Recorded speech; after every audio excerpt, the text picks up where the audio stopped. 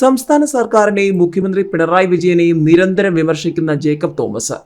പലപ്പോഴായി സർക്കാരിനെ വിമർശന ശരങ്ങളിലൂടെ വെള്ളം കുടിപ്പിച്ച ജേക്കബ് തോമസ് ഇപ്പോൾ ഇതാ ഒരിടവേളയ്ക്ക് ശേഷം ജേക്കബ് തോമസ് വീണ്ടും ചർച്ചയാവുകയാണ്. സർക്കാർ നയങ്ങളെ പരസ്യമായി വിമർശിച്ചും പ്രസ്താവനകൾ നടത്തിയും പലപ്പോഴായി പിണറായി സർക്കാരിനെ വിറപ്പിച്ച ജേക്കബ് തോമസിന്റെ കേസുമായി ബന്ധപ്പെട്ടുള്ള സജീവ ചർച്ചകളിലാണ് മാധ്യമങ്ങളും സോഷ്യൽ മീഡിയയും. മുൻ DGP ജേക്കബ് തോമസിനെതിരായ ഡ്രഡ്ജർ അഴിമതി കേസിന്റെ അന്വേഷണം ജൂൺ 30-നകം പൂർത്തിയാക്കണമെന്ന് സുപ്രീം കോടതി. അതിനപ്പുറം സമയം നീട്ടി നൽകില്ലെന്ന് കോടതി വ്യക്തമാക്കി. ജൂലൈ 15-ന് ഹർജി പരിഗണിക്കുന്നതിന് മുൻപായി അന്വേഷണ റിപ്പോർട്ട് മുദ്രവെച്ച കവറിൽ കൈമാറാൻ സംസ്ഥാന സർക്കാരിനോട് സുപ്രീം കോടതി നിർദ്ദേശിച്ചു. കേസിലെ കൂട്ടുപ്രതിയായ ഡച്ച് കമ്പനിയായ IHC ബീവറിനെ കുറിച്ചുള്ള വിവരങ്ങൾ തേടി കേന്ദ്രത്തെ സമീപിച്ചെന്ന് സംസ്ഥാനം സുപ്രീം കോടതി അറിയിച്ചു.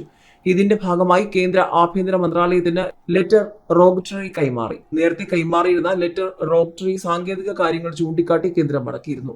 പിന്നീട് പുതിയ ലെറ്റർ റോഗറ്ററി കൈമാറിയെന്നും സംസ്ഥാന സർക്കാരിന് വേണ്ടി സീനിയർ അഭിഭാഷകൻ Jayant Muthuraj, standing counsel Harshad V Hameed എന്നിവർ സുപ്രീം കോടതിയെ അറിയിച്ചു.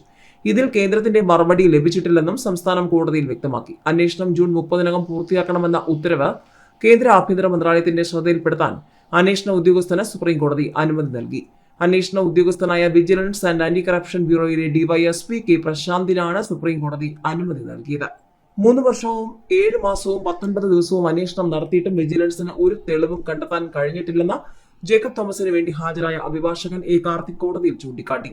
അതിനാൽ അന്വേഷണം പൂർത്തിയാക്കാൻ കൂടുതൽ സമയം നൽകരുതെന്നും അഭിഭാഷകൻ ആവശ്യപ്പെട്ടു. എന്നാൽ അവസാന അവസരം എന്ന നിലയിലാണ് അന്വേഷണം പൂർത്തിയാക്കാൻ ജൂൺ 30 വരെ സമയം നീട്ടി നൽകുന്നതെന്ന് കോടതി വ്യക്തമാക്കി. കേസിലെ പരാതിക്കാരനായ സത്യൻ നരവൂരിന് വേണ്ടി അഭിഭാഷകൻ കാളീശ്വരം രാജ് ഹാജരായി.